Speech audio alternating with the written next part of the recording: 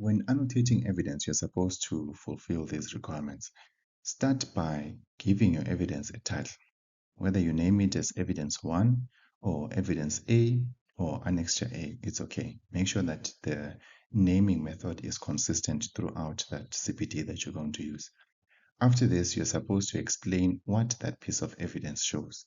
If it's a section of the National Drug Policy, then you mention that this is evidence A and it's section 1 to 3 of the National Drug Policy. After that, you're supposed to explain application. So in application, first start by thinking, which behavioral statement do I want to address by including this particular piece of evidence? If it's a section of the National Drug Policy, think of the behavioral statement that you are supposed or that you are required to fulfill in that competency standard. If it's competency standard 1.1 on public health campaign, how did you apply the knowledge that you gained from the standard treatment guideline in relation to the campaign that you're doing? If it's behavior statement C in 1.1, which requires you to educate patients about living healthier lifestyles, explain how that section addresses that behavioral statement and how did you use it to explain to the patients that you're explaining to.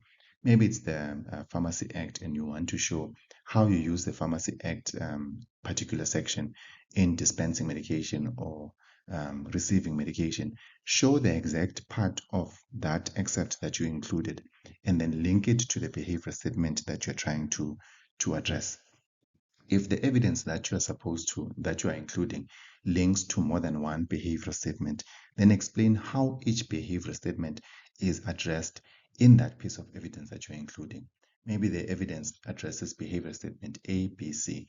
Look at that particular text that addresses behavior statement A and then link it to the behavior statement and explain application. Then look at the next behavior statement and link it to that particular section or that particular excerpt of the text in the evidence that you are including, and then explain how it was applied, how it addresses the behavior statement that you address.